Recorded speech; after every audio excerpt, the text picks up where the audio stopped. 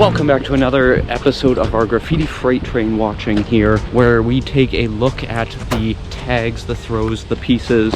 I don't have my tags, throws, and pieces shirt on. What is this? On these sort of moving art galleries that are here for, you know, any of you guys who are smart enough to come and look at them. I always say this is one of the best ways to sort of learn about graffiti, learn about the graffiti happening in your community and in other communities, you know, around the continent, really. This episode today is a very important one, and the reason is I'm excited because I think I found a way to finally communicate to you guys why it's so important to take a look at, you know, the freight graph here that we see. And it's because freight writers know stuff that other graffiti artists and other graffiti writers do not know. And there's two things I want to talk about specifically with that, but right away we're going to get into it.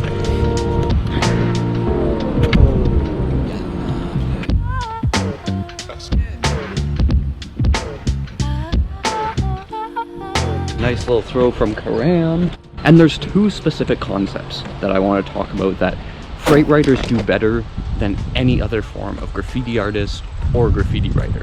And you know what? This wild piece, which is basically a whole car, emphasizes both of these things perfectly. I'll tell you the two things I want to talk about. The first is contrast, and the second one is boldness. I don't know what else to call it. Boldness. You see it right there, right? I don't have to give you a definition. And there's a reason that freight writers do this better than any other form of graffiti artist, graffiti writer. It's because of the environment that they're writing in, right? This freight scene is very much an environment where graffiti artists, graffiti writers are out to make sure things stand out, make sure they're visible from big distances, right? Like far away.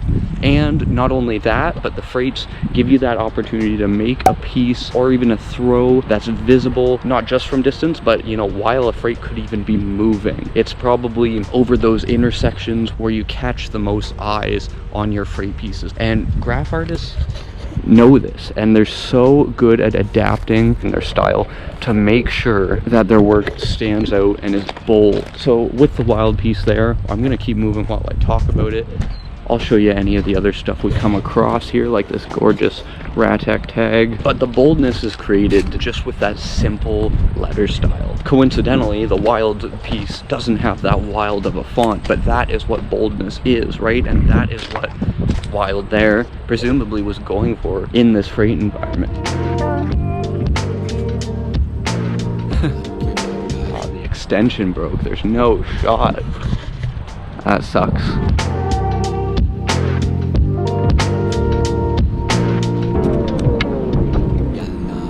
We got a glitch. Oh well, rip the extension. But yeah, with that wild piece, very simple font, but it's bold, it's present, and you can see it from ages away.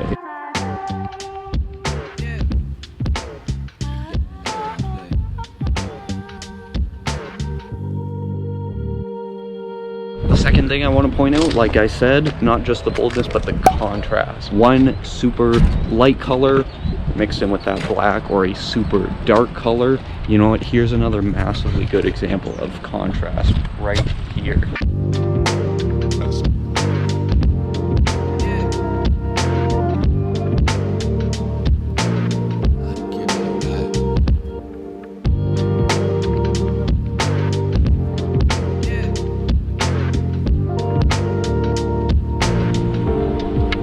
That's some good advice right there. Call your grandma. No, but this, I don't know if it's Chase or Cass, but this is a great example of the other thing I was talking about here. Contrast. He or she has done the most effective contrast you can get. Black with white, but you know, the wild one, light yellow with the black, that stands out just as nicely. And that's the kind of color combo you're gonna want as a freight graffiti artist to make something stand out, to make it visible from distance, to make it visible at moving speed, right? I love the flare coming off of the top of the letters there. You know, you don't always have to have a ladder with you or something like that. Do what you can reach until, and just, you know, fade the piece out from the top. You can do that.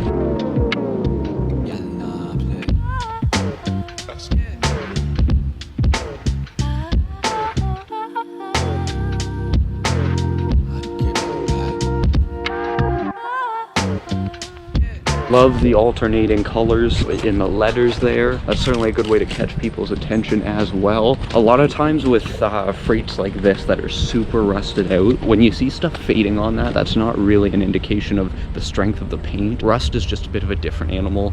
It takes everything out with it. We got 10 toe again. Zeus. Loving the fan cap as well on the Zeus tags here. Oh, nice.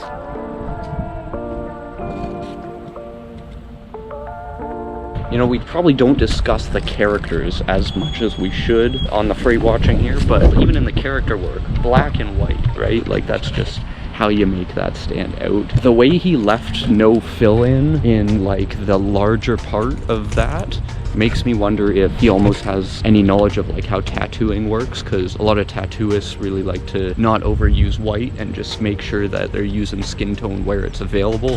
That's almost what that reminds me of, but could be, could not be. I'm stretching there a little bit.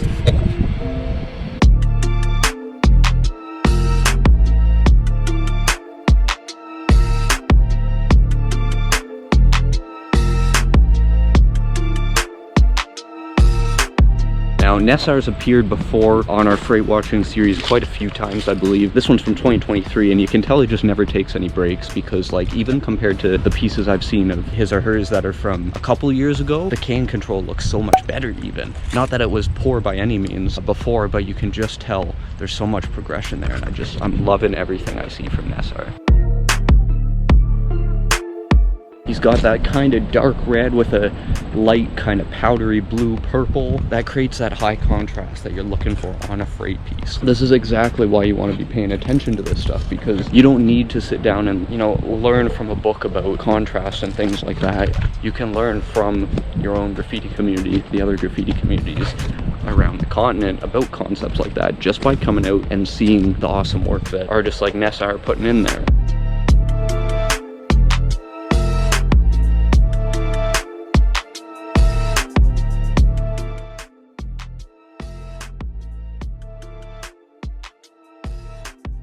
Got a gorgeous piece from Tark here. Tark's been on the channel many times. Something I just want to point out though about this that, you know, you might not notice if you're not used to making stuff like this. Just the black lowlights that are in that 3D, creating that lower tone in the 3D that's even darker than the dark green helps this light green of the fill-in stand out even more. And you know, it's that kind of thing that is why you can tell Tark knows what's up here. The shines in here with the white look so good too. It's easy to get carried away with stuff like that and, you know, try and like cut stuff like that back, but honestly it always looks better if you just leave it, and it's just so clean to begin with.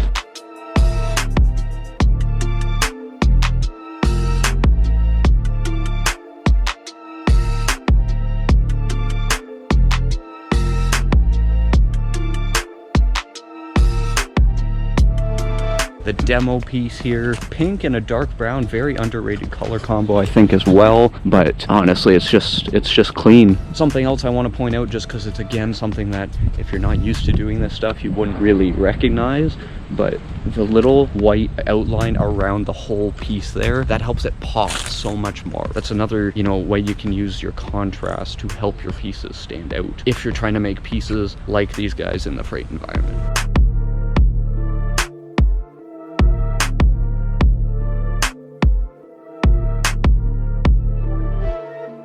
You know, the red background here that Equal used, that's just helping the whole thing to pop more, right?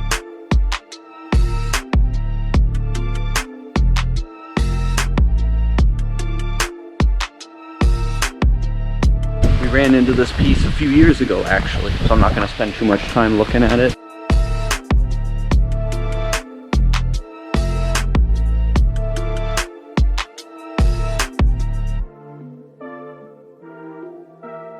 I don't want to see anyone hating on this. Roller only and using anything but a block font, I'm all for it. That's awesome. I'll summarize what I said before. The two things that I believe freight writers are just a step above everyone else in is making their pieces bold and using contrast to do that. So the boldness, that generally just comes from keeping your fonts nice and simple.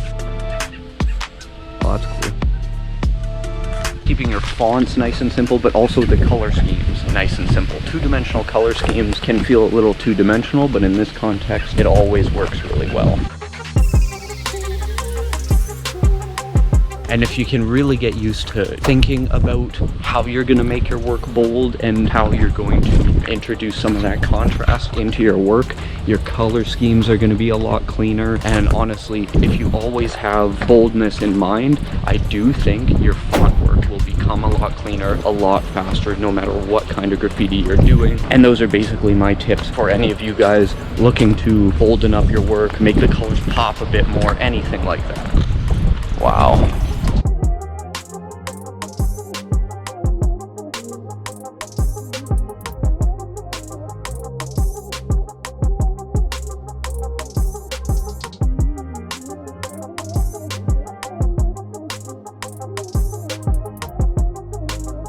I would have loved to see this one when it was fresh, just because the colors would have been amazing. Bold choice using this particular freight for a piece like this, but you gotta respect it. And just the cleanliness here, you cannot fake that. That is so high level. I hear you guys, you always want more freight watching. Don't worry, the series is not going anywhere. We have plenty of freight watching episodes here on the channel. You can check out the most recent one back there. We talk a lot about contrast in that one as well. I'll see you guys over there soon. Until then, peace.